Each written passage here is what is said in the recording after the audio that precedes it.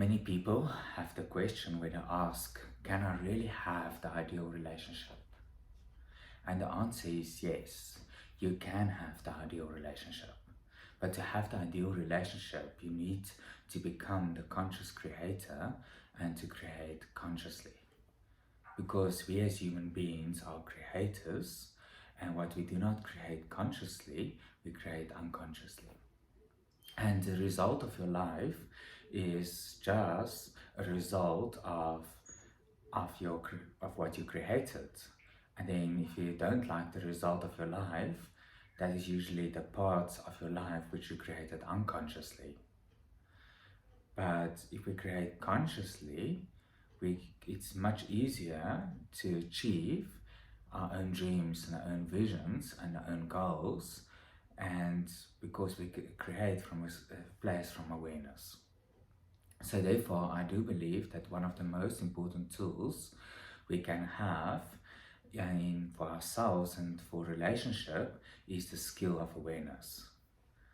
Because we also have a lot of beautiful examples on Netflix of ideal relationships. We sometimes on social media we have amazing examples of relationships, and maybe in your family system you maybe have a beautiful example of relationship. And I know my own mother and father had a beautiful relationship, but I also realized through them that they actually create this relationship from a place of consciousness and not from a place of unconsciousness. So therefore, I do believe that the skill of awareness can support us to create that what we want from a place of consciousness and not from a place of unconsciousness. Because many times in a relationship, there comes crises and there comes challenges, but people do not actually deal with those challenges and crises consciously. Therefore, they do not have a plan, they do not have a strategy, they do not communicate with one another, and they do not have a vision of how to get out of that, and therefore the crisis becomes actually then bigger than them and bigger than the situation itself.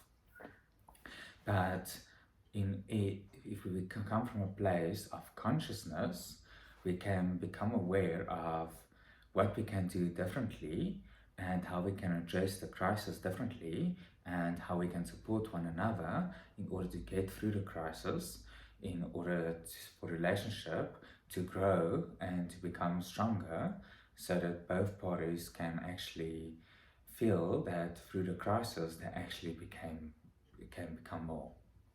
And many of these crises is like when both people are married and they have a child, and the child passed away, and if they do not have a plan and a strategy and going through that traumatic event consciously, usually the unconsciousness create even a bigger crisis, and then they just drift away apart from one another, and then they become more separate.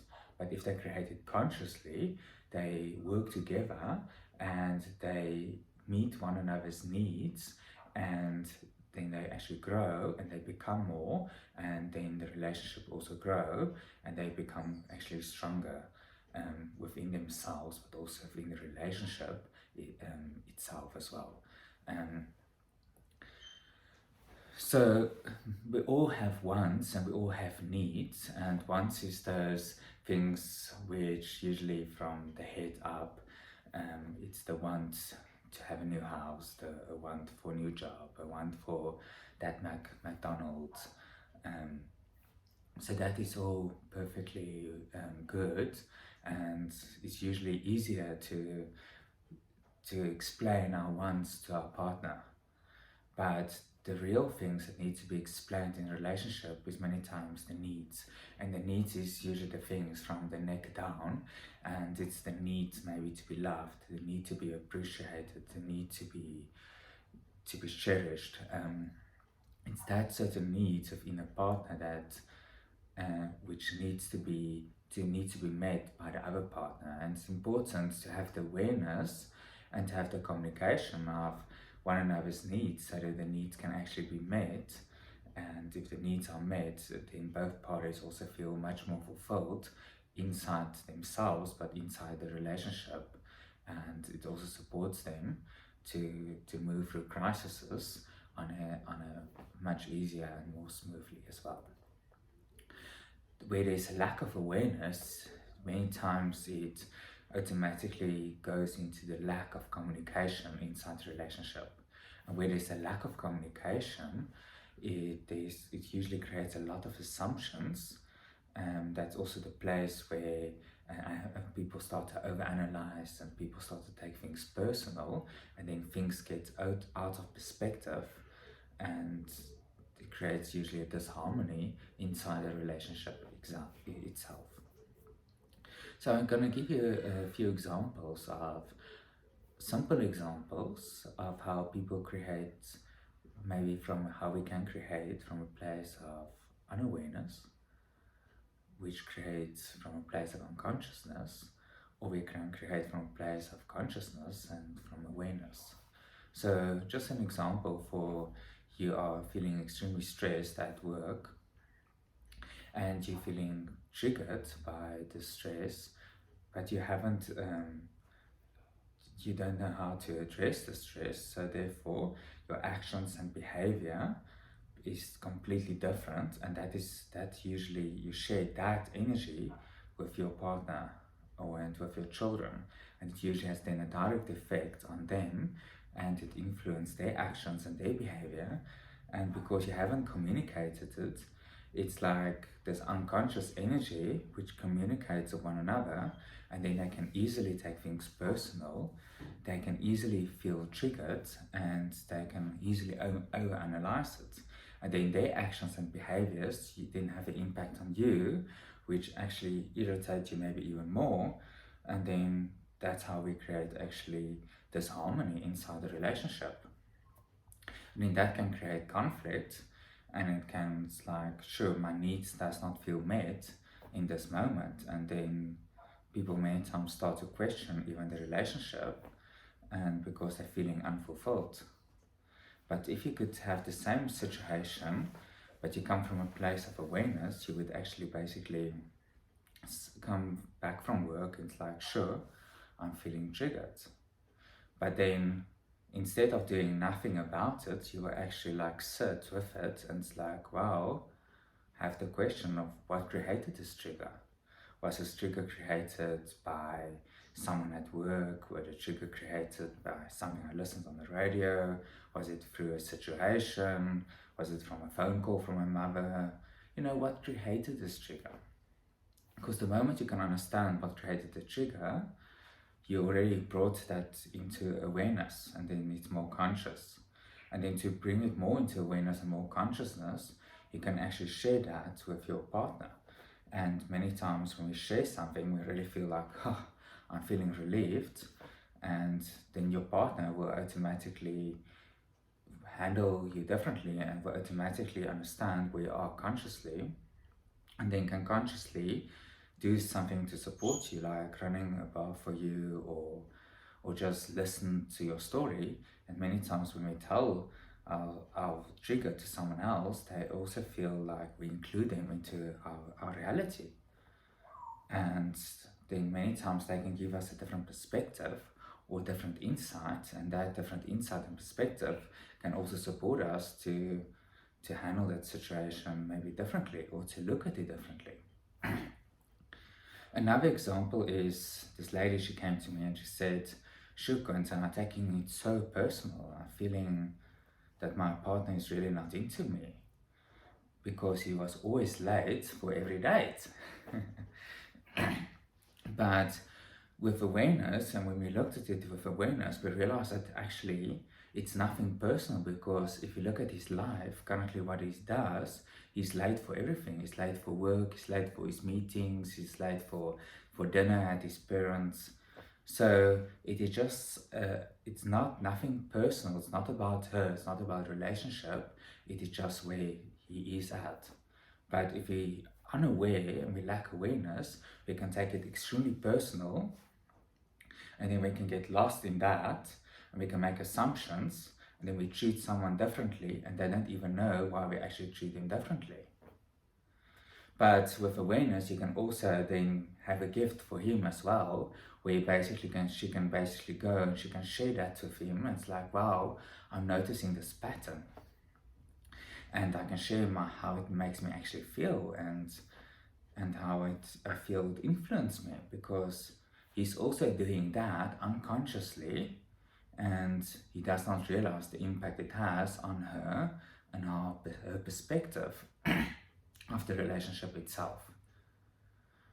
So it's so important to create from a place of awareness. A different thing where people very much create from a place of unawareness and unconsciousness is the moment they feel emotionally triggered inside the relationship, and they feel this pain, this emotional pain, and they don't know what to do with it. And usually they, instead of sitting with it, they want to run away from it.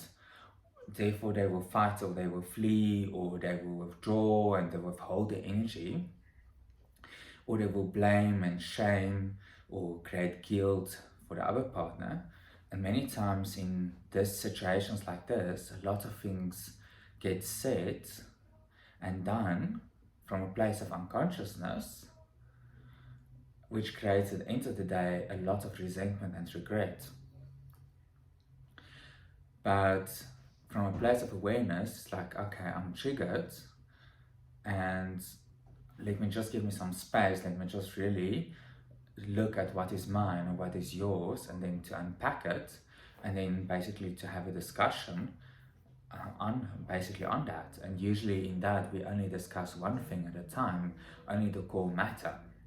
Because if you don't do that, you start to bring stuff from the past, and you bring stuff in the future, and it can get extremely messy. And so a person also needs to be consciously of how you deal with conflict and how you handle conflict, because that also has a big influence on the relationship itself. And it can have a huge impact on the future of the relationship and the ideal relationship you're busy creating as well.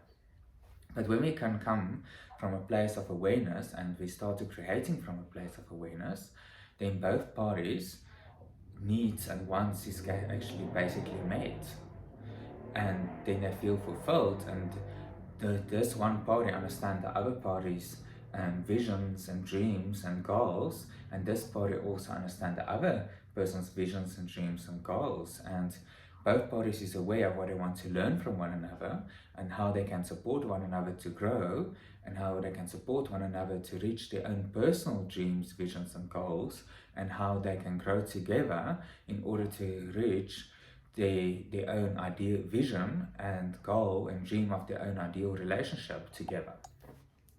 But it can only really truly be achieved from a place of consciousness, and to be very much aware of what you allow inside your relationship and what you do not allow, because that's also all the stuff that influence the unconsciousness and the consciousness inside the relationship itself. So I do believe that it's extremely important to create from a place of awareness, because where there's awareness, there's consciousness, and then there's better communication, and there's better understanding of what we're busy creating and where each other are in the relationship, and how to support each other through a crisis as well. And a wonderful tool to support one another is like just to sit on a regular basis and to become still and just to become aware of your breath, and just to become aware of your emotions, become aware of your thoughts. Because if you're not aware of your own emotions and not aware of your own thoughts, how can you actually share that with your partner? So you need to become a conscious creator and become conscious of what you're busy creating inside the relationship as well. Because if you're going to create unconsciously, then you many times bring stuff in and you act out of a certain behavior unconsciously, and you're unconsciously aware of how it impacts the relationship. So just really focus on awareness and build something beautiful, build the ideal relationship, and build that what at the end of the day, when you look back, you can be proud of that. And it can only be done usually from a place of consciousness, and because that's how we create everything in our life. We create it from a place of consciousness, and the more awareness you have, the more you can create things which will serve you and will serve your partner in the long run as well. I hope it serves you.